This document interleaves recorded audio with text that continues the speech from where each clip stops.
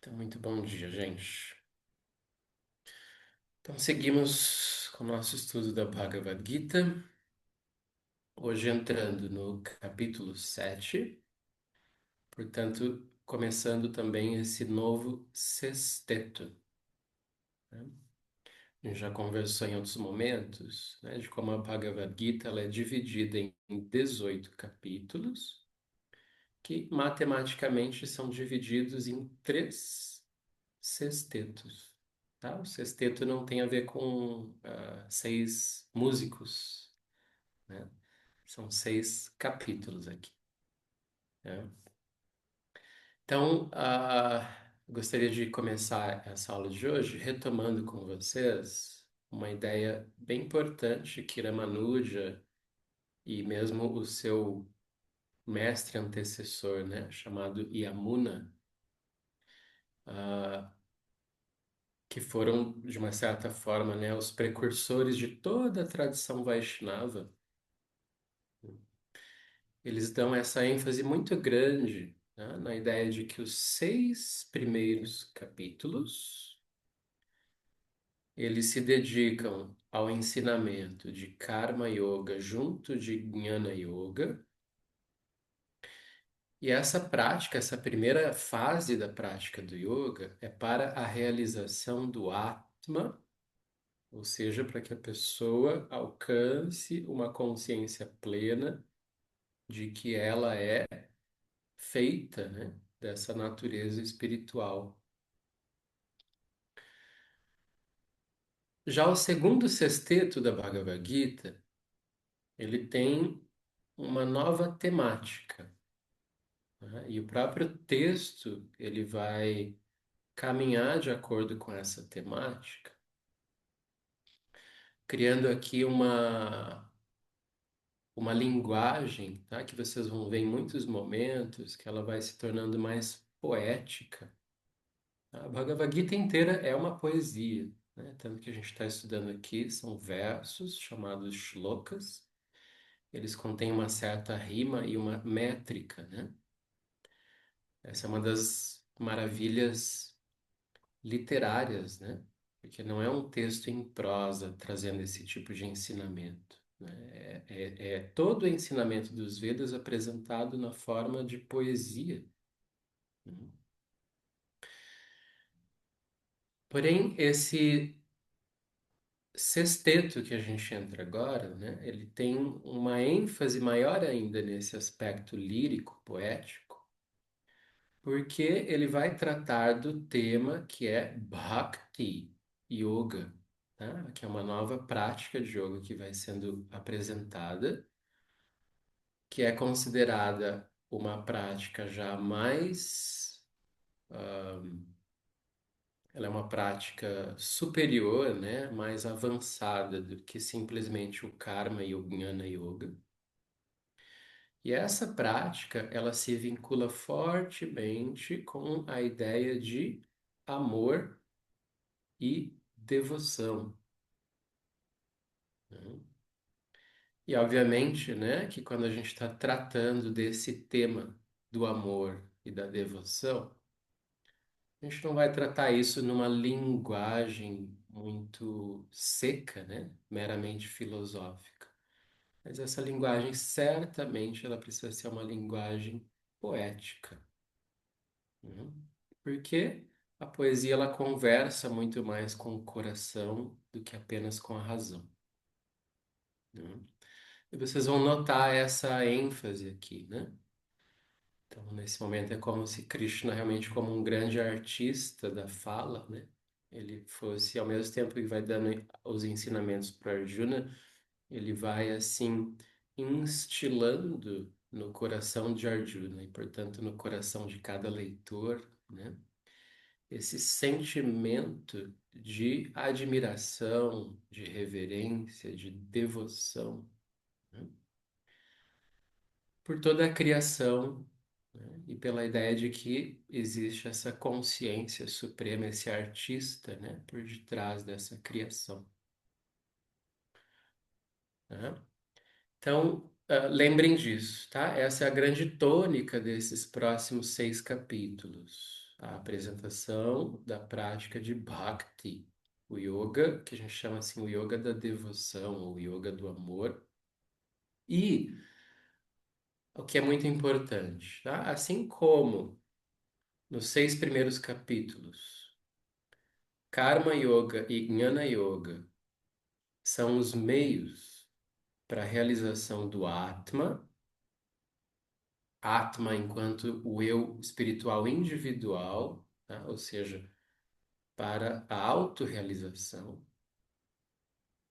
Aqui, em Bhakti Yoga, o objetivo ele é mais ousado, ele vai mais além, tá? Porque Bhakti tem como propósito, né? Ela é o meio para a experiência, a realização, a comunhão com Deus no seu aspecto absoluto, tá? Ou seja, não se trata da realização apenas da autorrealização, né? Mas se trata da realização completa da natureza de Deus, tá? Isso é considerado um nível de realização acima, né? Do que meramente a realização de que eu sou Atma. E Krishna vai ser muito enfático em dizer, né, que Bhakti, a devoção, é o único caminho para alcançar esse grau de realização, tá? Por quê? Porque Krishna, né, ou Deus, vocês vão ver aqui, né, já nesse capítulo, ele se oculta por detrás da sua manifestação, né? O que quer dizer isso? Esse mundo manifesto que a gente vive, né, esse mundo físico chamado de Prakriti, ele é uma manifestação a partir da natureza essencial de Deus, e ao mesmo tempo ele é uma forma, né, que Deus tem de se ocultar por detrás. Então ele fica escondido, né, por detrás dessa manifestação. De modo que essa manifestação desse mundo, ela é tanto, tá? Ela pode ser tanto uma coisa que nos mantém alienados de Deus, quanto essa mesma manifestação, esse mesmo mundo, ele pode e vai se tornando, né, o nosso caminho para a comunhão com Deus. Isso é muito interessante da gente pensar, né, que o mundo ele pode assim ter essas duas funções opostas, né? Ele pode manter a pessoa totalmente alienada de Deus, mas esse mesmo mundo, né, quando a pessoa começa a observar, estabelecer uma relação com o mundo, de admiração, de devoção, de cuidado, né, de amorosidade, essa mesma manifestação ela vai se tornando o caminho, né, para se alcançar Deus. E Krishna ele diz aqui, né, que ele só se revela para aquele que o ama. Isso é muito interessante, né? Então, uma pessoa pode pensar assim: ah, mas se Deus existe, ele que se apresente aqui para mim, né? Por que que ele tem que fazer isso? Quem é você, né, para exigir isso de Deus, né? É como se a gente até assim no mundo humano, né? A gente pensa assim: ah, tem lá o presidente, né? Aí eu penso assim: o presidente, eu quero falar com o presidente, né? Ele que compareça a uma reunião aqui comigo amanhã mesmo. Quem é você para exigir isso do presidente, né? Então, não é assim que funciona, né? Então, Deus, ele não está assim disponível, né, para aparecer, né, vamos colocar assim nesse termo, né, para aparecer, para se revelar, né, para qualquer pessoa por um mero capricho, né, dessa pessoa. Então, é dito que essa epifania, né, essa manifestação de Deus ou essa realização de Deus na vida da pessoa, ela só acontece para quem o ama, né? Por isso, o Bhakti é considerado aqui dentro da tradição védica o caminho exclusivo para a realização de Deus, né? Ele vai dizer, nem tapa, né, apenas austeridades, nem jnana, conhecimento. A gente viu esse verso no final do capítulo 6, né? Nem meramente formalidades religiosas, né? Mas a devoção verdadeira, o amor verdadeiro, né? Apenas isso é o que vai realmente fazer com que Deus se revele, né? Se manifeste na minha vida.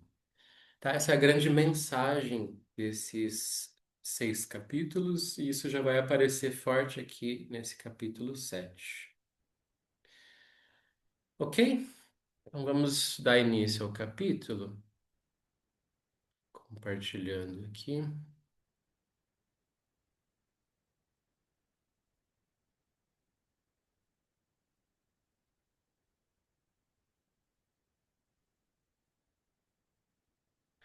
Então eu enviei para vocês ontem à noite, aqui no grupo, o arquivo.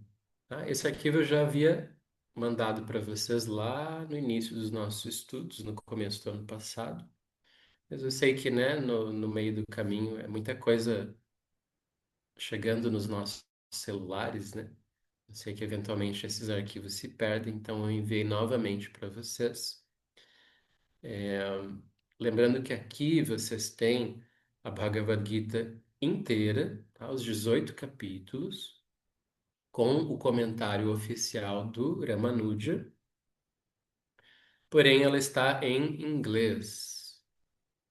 Ah, a gente não tem uma tradução completa dessa Bhagavad Gita para o português ainda, tá? Estamos trabalhando para isso.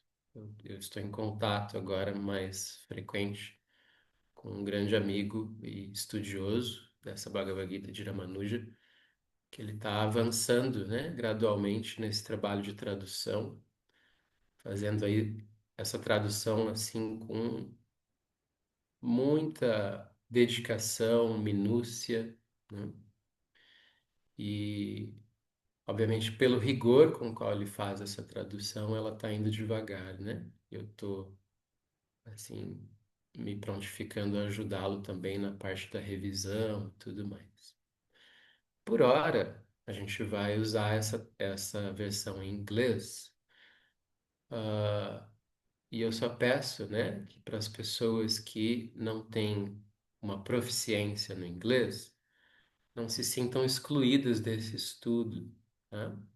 Eu vou me comprometer aqui aí ajudando a traduzir os versos durante as aulas. Vocês vão ver que isso não vai ficar difícil, tá? Vocês vão continuar podendo acompanhar da mesma forma, né? Não se preocupem com isso.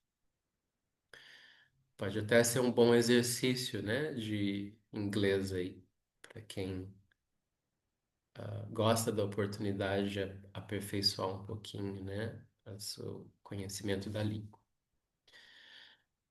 Então, esse capítulo número Marra, 7, Marra, tu pode diga, aumentar um pouco o texto, assim, tá? Ficou melhor. ficou melhor?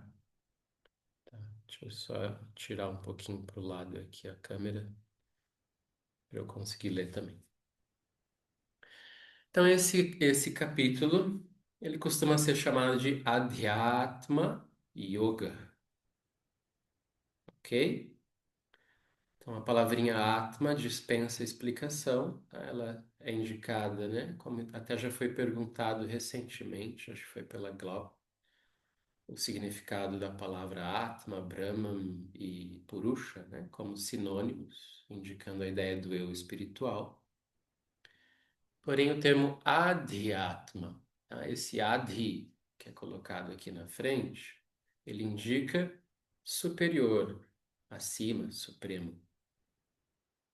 Tá? De modo que muitas vezes a tradução do nome desse capítulo fica como o Yoga do Ser Supremo.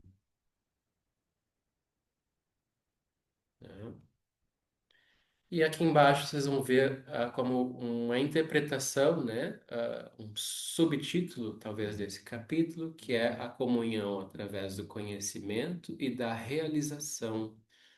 Que vocês vão ver depois ao longo do texto, tá? A palavra para conhecimento é a velha e conhecida palavra gnana. E essa realização aqui, ó, vocês vão ver que é chamada de vijnana. A gente já comentou esse termo. Então, gnana significa meramente conhecimento. Vijnana aponta para a ideia de um conhecimento que é realmente vivido, realizado, né? Aquilo não é só uma coisa teórica na cabeça, é algo que eu realmente vivencio, né? Sinto e compreendo pela minha própria experiência. Essa é a ideia de Vijnana. Então, ela aponta para uma realização, tá? Que vai além de meramente Jnana, conhecer, saber. Então, essa seria uma tradução possível aqui, né? Para o título desse capítulo, tá? O Yoga da Pessoa Suprema, a comunhão através do conhecimento e da realização deste conhecimento. E aí, como eu disse para vocês, tá? Brevemente comentando aqui uma introdução que o Ramanuja faz ao capítulo, ele explica, né, que esse capítulo 7 ele vai descrever a natureza de Deus, ele vai explicar como a manifestação desse mundo, né, ela serve também ao propósito de manter Deus escondido por detrás, né, como se Deus brincasse de esconde-esconde, né? Então ele põe o mundo manifesto na frente dele e fica escondido por detrás. Aí ele vai dizer que Bhakti é a Upasana, né? O que é a palavrinha Upasana? Vocês vão ver aqui, ó, bem aqui nesse parênteses aqui no início do texto. Upasana é o caminho, o meio para descobrir Deus, realizar Deus, né? E essa Upasana, ela é Bhakti. E o que que é esse Bhakti, né? A gente vai encontrar uma definição de Bhakti bem precisa e sintética aqui nessa passagenzinha, tá? Que é uma citação de um Purana, uma escritura antiga, que define Bhakti como uma meditação constante, mas não é meramente meditação. Olha só, é uma meditação constante acompanhada pelo sentimento de amor, né? Então, Bhakti é isso, ela é meditação. Meditação no sentido de que a sua mente está constantemente focada no objeto de meditação. Mas ela é mais do que meramente meditação, ela é uma meditação preenchida pelo sentimento de amor. Eu comentei numa aula há poucos dias atrás, né, aquele exemplo da mãe com o seu filhinho, né? Então ela costuma ser um exemplo sem forçação, né? Sem romantizar muito essa experiência da maternidade, porque eu sei que a maternidade também vem com muitos tipos de angústias e até mesmo eventualmente algumas dúvidas, né? Então, as mães quando estão ali diante do seu filho, embora elas muitas vezes sintam um amor muito forte, né? Elas também estão pensando coisas do tipo, meu Deus, o que que eu fiz da minha vida? Né? Mas é comum, isso não é uma regra absoluta, né? Mas é comum que uma mãe sinta pelo seu filho um amor tão forte, tão profundo, que faz com que ela naturalmente pense nesse filho o tempo todo, né? Então, isso é um bom exemplo de Bhakti. Por que que eu penso naquele ser o tempo todo? Porque eu amo aquele ser e esse sentimento de amor, ele não se perde de mim, né? Então, porque esse sentimento ele está vivo dentro de mim, eu penso no meu objeto amado o tempo todo. Nas próprias histórias de amor, né, nos romances da literatura, a gente vai ver isso. Quem já leu aí Romeu e Julieta, né? Ali tem esse exemplo, né, de como é que aquela pessoa, uma vez encantada, né, pelaquela outra pessoa, ela tá ali constantemente pensando nela, né? Apenas pensando nela. Então, Bhakti tem essa definição, tá? Ela é uma meditação constante, carregada por este sentimento de amor, ok?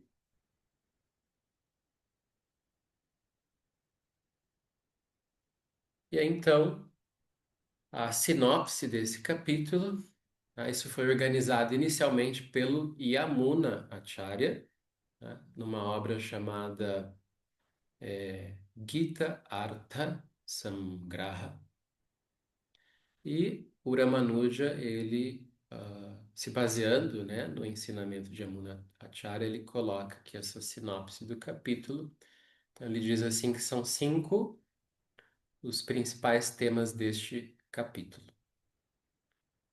Primeiro, a exposição da real natureza do Ser Supremo, que é o nosso objeto de adoração.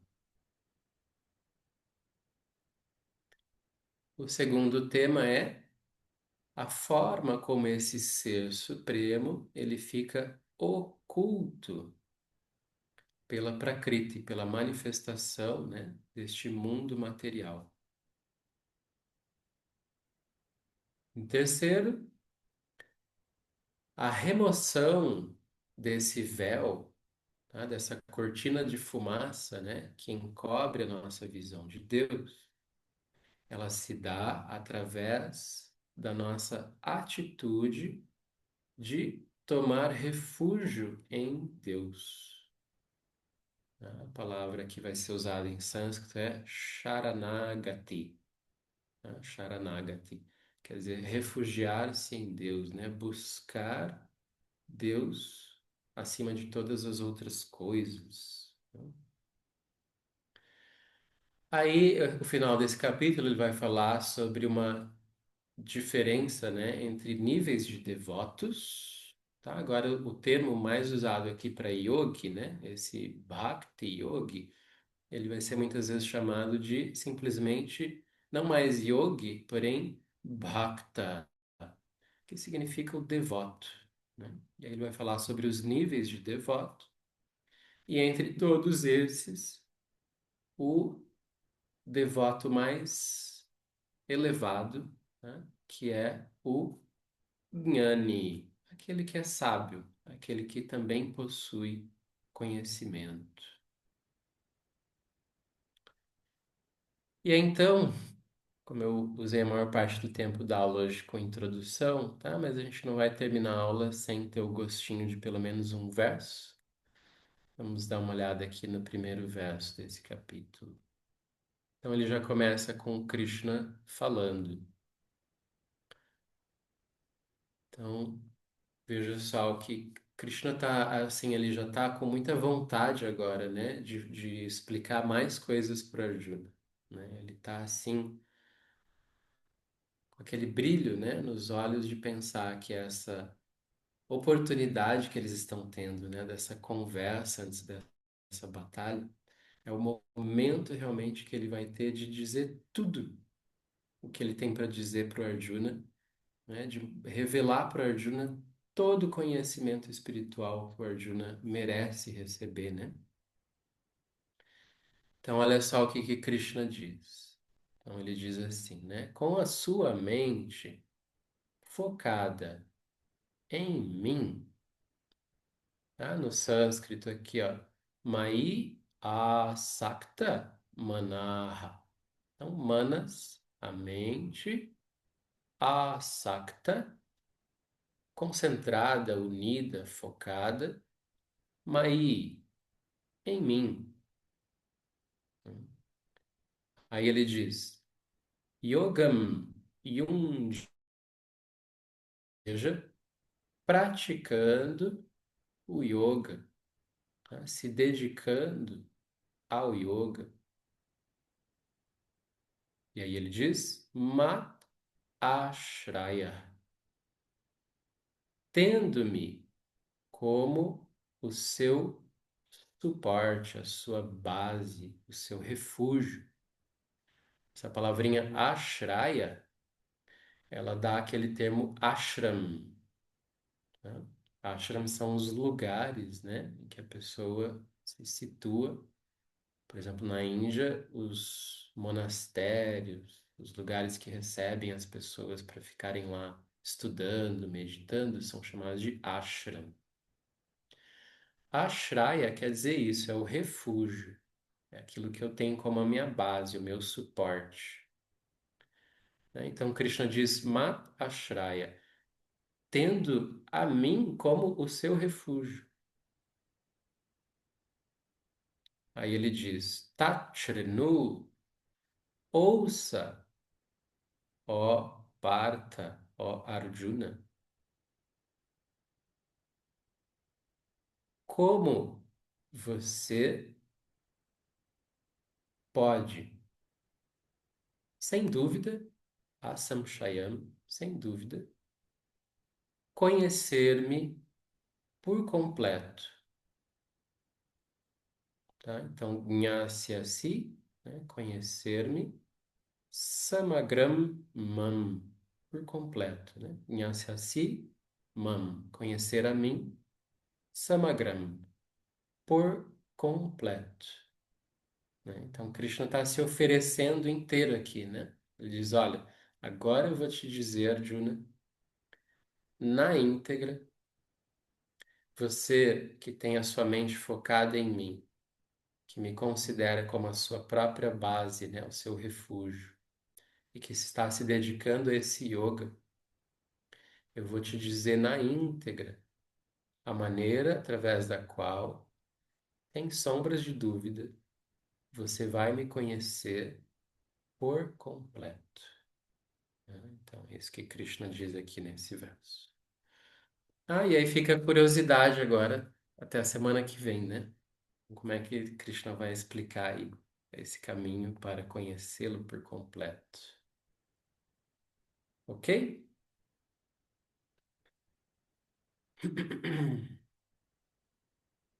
Então é isso, gente. Alguma questão sobre o tema tratado hoje?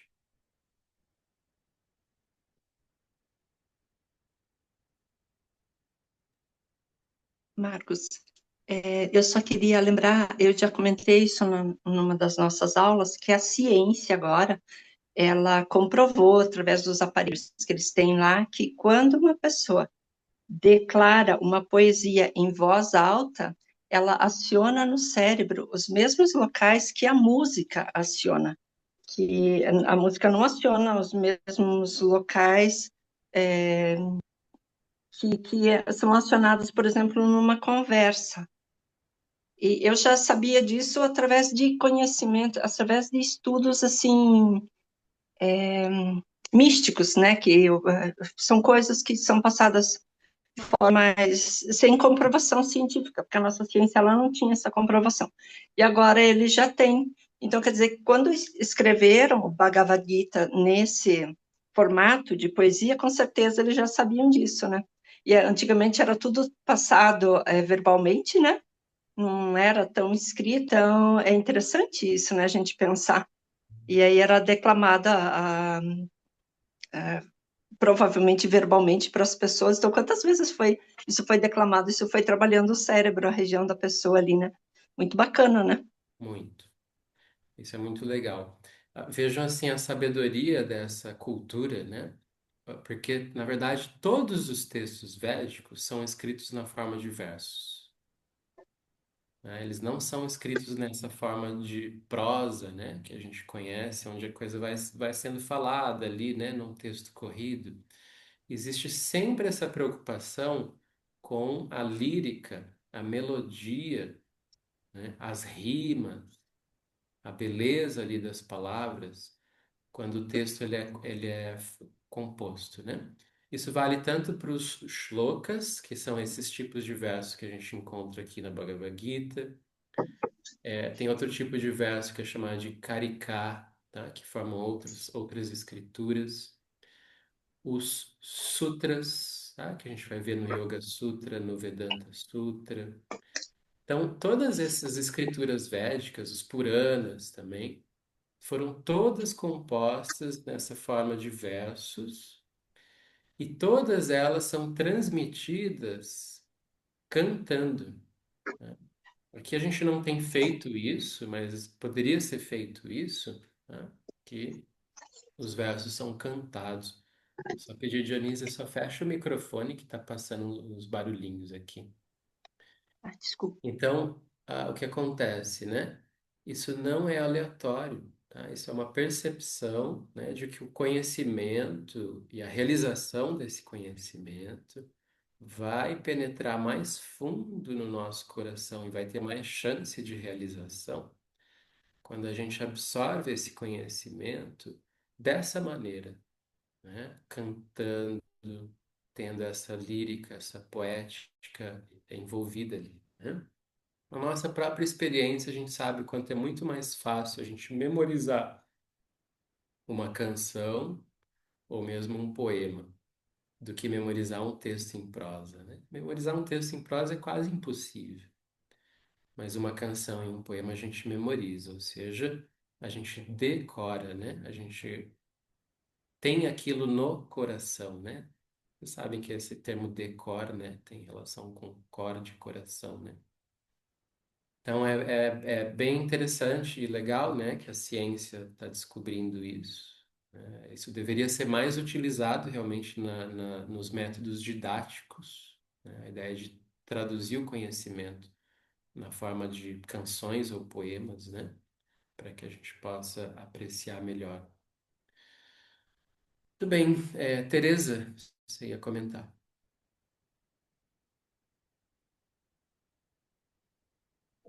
Na verdade, não é comentar. Até peço desculpa porque andei bem sumida e aí chego assim para começar minhas perguntinhas. Mas é assim, quando você explica sobre o amor através do amor de mãe, eu acho que fica bastante claro e entendo a conexão que a gente precisa ter para desenvolver o Bhakti Yoga. É, e aí ele fala para a Juna, já que você me ama, você me tem como sua base, eu vou mostrar para você quem de fato eu sou, né? Que seria a Juna tem esse amor, esse afeto necessário para que Deus se revele para ele. E esse aí nós que não somos a Juna e que desejamos conhecer Deus, a gente caminha como? Decidindo, eu quero conhecer Deus ou eu pratico, eu insisto, eu o quê? Porque de verdade, acho que todo mundo quer, né? Deseja conhecer Deus de É bem, verdade. E é, é é, importante a gente olhar que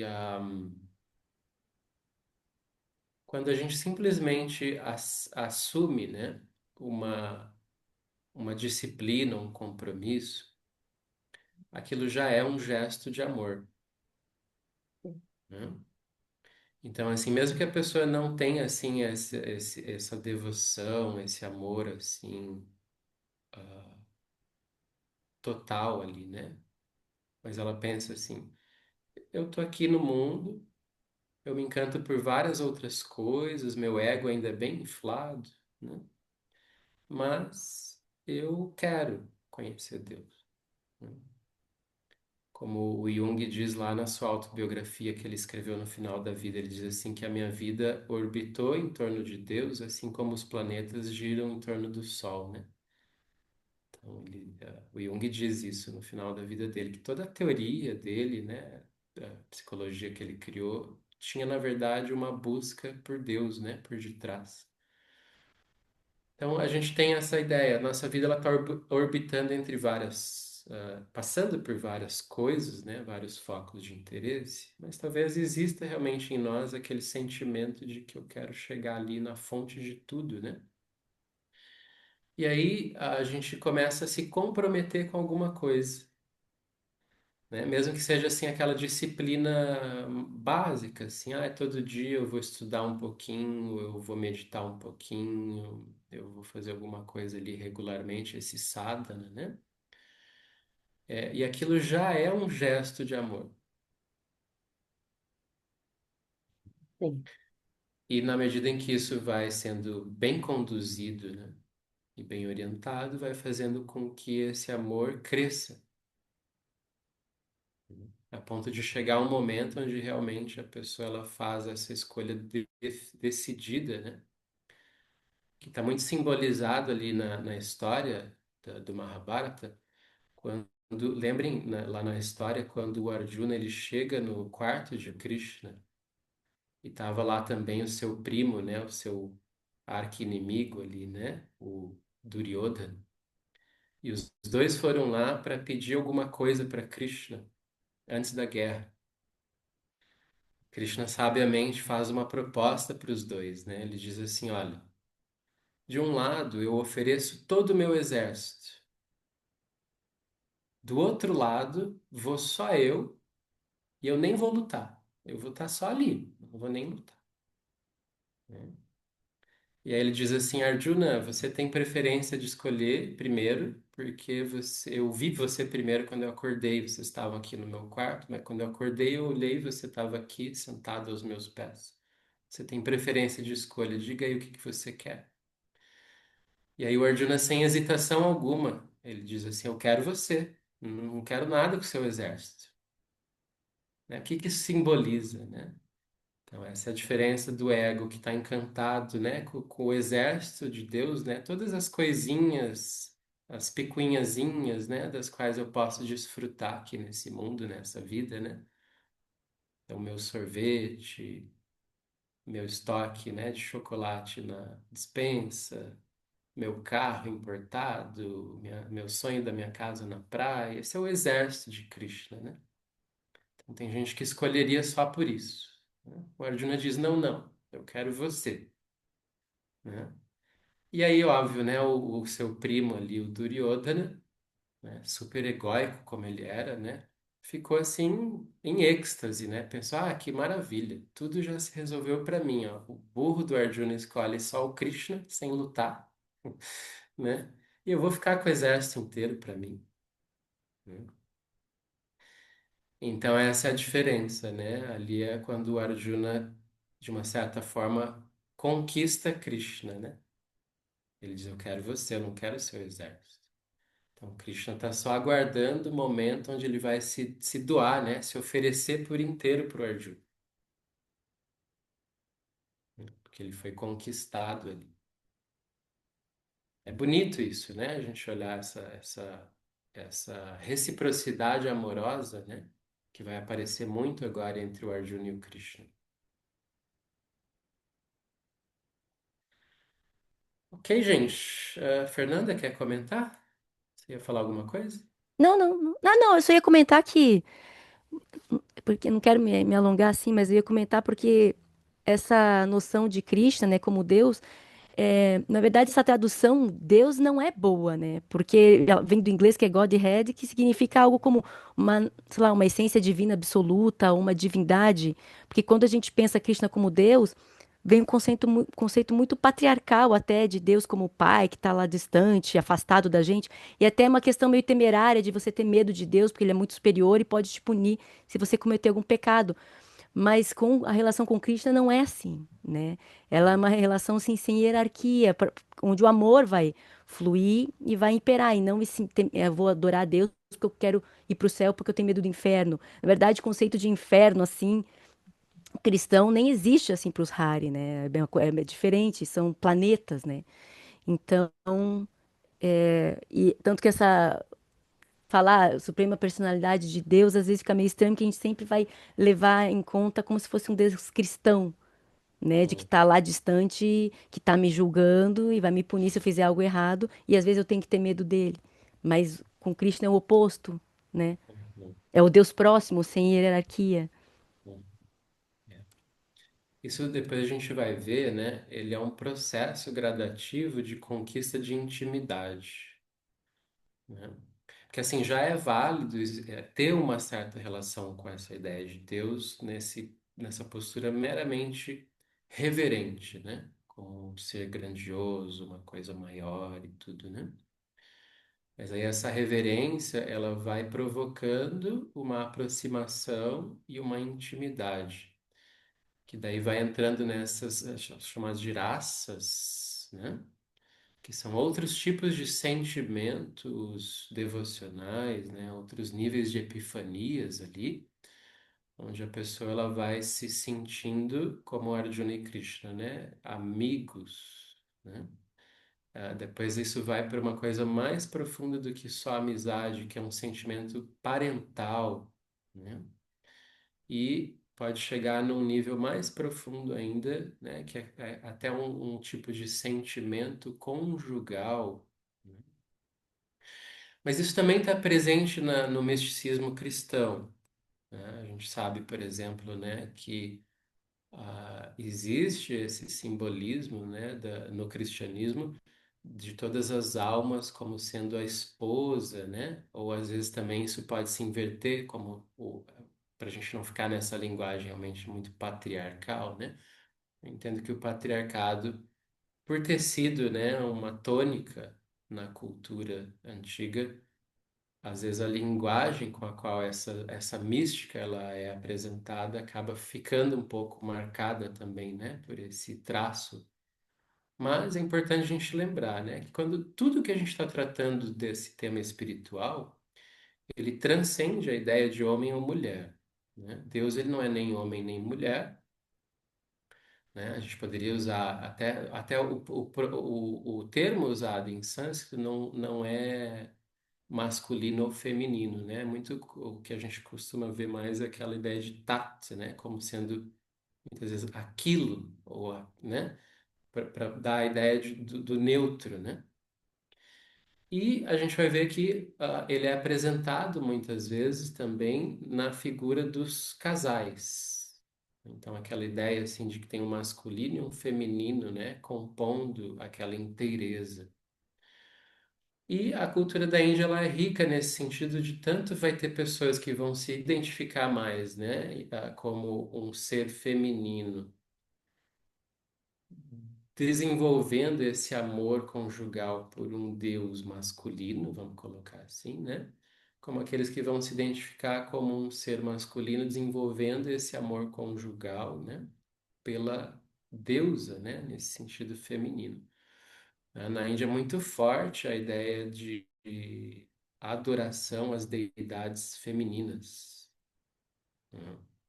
Então, aí existe realmente uma outra forma da gente entender essas ideias, né, de patriarcado e a maneira como esse patriarcado ele também acabou tingindo muito, né, a linguagem, as narrativas religiosas, né?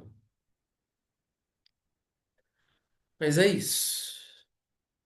Ok, gente. Então, seguimos na quarta-feira que vem. Abraços, boa semana. Obrigado, Max. Ah, obrigada. Obrigada. Tchau, Tchau. tchau. Obrigada, tchau, tchau.